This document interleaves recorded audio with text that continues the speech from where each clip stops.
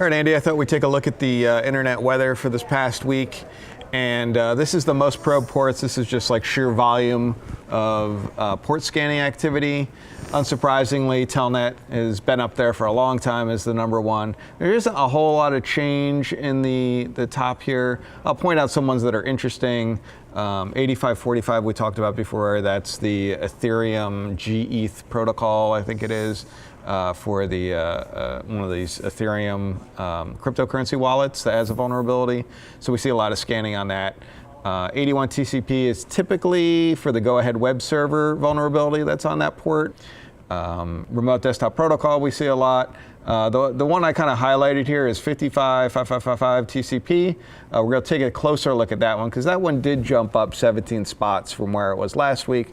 So that one, obviously, there's a shift from the previous week. We'll take a closer look in a second. In terms of most sources probing, the top 10 are still in the top 10. There's just a little bit of shifting of 4, 5, and 6 from last week. So not a lot of change. I think Matt covered a bunch of these last week as well. But I highlighted here 5555 TCP, which is different than 55555, 55s. So we'll take a look at that. And 5431 TCP also is one we don't talk about a lot. So I thought I'd take a closer look at that. So let's take a look at actually what I considered more interesting because they're ports you don't see all the time. The 55555 TCP, 5.5s. There's a lot of scan pros, but there's not a lot of sources involved here. There's maybe less than 500 sources involved, which is not a lot usually. Most of them are in Japan, Australia, and the US in that order in terms of how many sources we see there. And this is the amount of scan flows. So we're seeing maybe peaking at around 110 million scan flows per hour. So that's significant enough. You can see there's definitely an uptick in this activity. Matt reported on this last week, I noticed as well, because while we do get periodic spiking in activity and there was some kind of increased activity here, it kind of settled down and now somebody's doing something with a small number of hosts.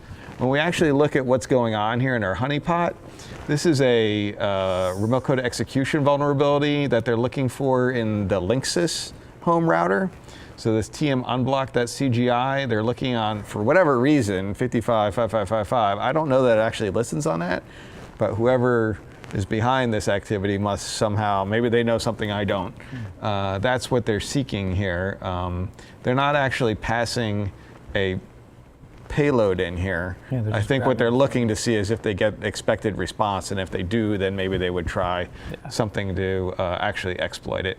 Looks like they're using Python, and they're not trying to forge a fake user agent, because if they were, I would think they would pick something else. But anyway, that's probably what you would see in your own honeypots, or if you had something watching incoming scan traffic on that port, you probably see that as well.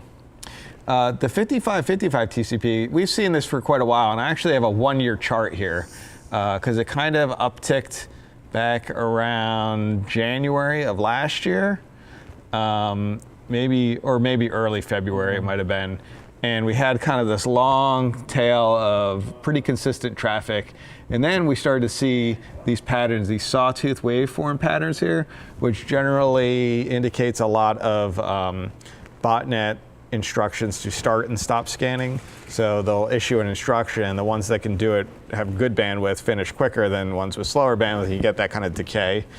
And that's been going on for a while now. And it's kind of like leveled off here. What we found though is while this port initially we saw stuff with the Android debug bridge, that's not really what they're looking for anymore. When we look at the actual activity now, it's for this Huawei home router universal plug and play exploit. And this is an example of what we actually see on this port 5555 in the honeypot. This URL here where there's a post to this UD?5 is a Huawei URL for their universal plug and play management. And in yellow here, you'll see they're passing in a SOAP request and they're trying to set a new NTP server, but instead of actually specifying like an IP address or a domain name, they put a backtick in here and they're trying to exploit to get the device to execute this, because it's got a vulnerability that it would do that, unfortunately, which is not by design or not the intent of this field. And you can see they went and it tells it to go fetch a URL and then try to execute it. So it fetches it as D and then tries to run it. And it also CD'd into temp just prior to that. So I went to check to see what that is. And it looks like some Mirai variant. So Mirai is one of these pieces of malware. I think you had seen this in some other analysis recently you were doing as well. Mirai is pretty well known, but the source code has gone open, so it's open to the internet. People have free access to the source code for Mirai. So there's a lot of these little variants that have emerged. I suspect that's what this is. It's probably not the original Mirai. It's somebody who wrote a variant of it, and they're trying to spread by looking for devices that are vulnerable to this Huawei vulnerability over universal plug and play, and maybe other things it's looking for too that aren't in that top 10, but it's still trying to find. And then the last one I wanted to point out was this 5431 TCP. Again, I'm showing a 1-year chart. We had been talking about this one since last year, about how it spikes in these really distinct spikes. Almost looks like a comb, it's got a little wobble to it. And the scan SIPs per hour is really high. So it's like 90 to 100,000 scan sources per hour. That's a pretty big botnet in terms of the number of devices. Back here is right around when people started to figure out, hey, there's something going on here.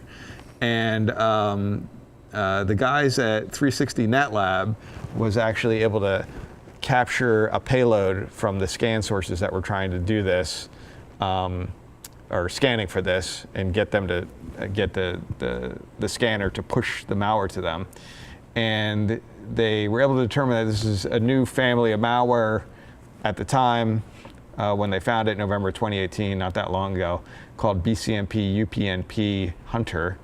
And what it's doing is it's looking for a vulnerability in the Broadcom chipset. I guess the Broadcom chipset is used by a lot of embedded devices. So there's a lot of these home routers that are Broadcom, and I guess some of them have this port open, and they have this vulnerability. This vulnerability has been around for quite a few years. I don't know if they actually, I just took a quick screenshot here. The actual Broadcom vulnerability has been around for a while, but I think that's what's behind most of this activity. I still find it unusual that something is, a lot of times we'll see this sawtooth waveform we saw in the previous one.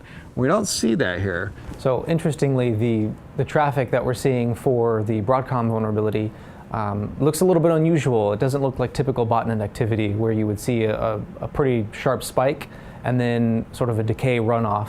When these things are told to scan, they have some precision in there where they're told to scan, and they do it like gangbusters for a very small window of time, like less than an hour, and then they stop for maybe days or a day and a half or something, and then they do it again, and then they stop. This is very, narrow windows of time when they scan on a regular basis, which is unusual. We don't normally see that.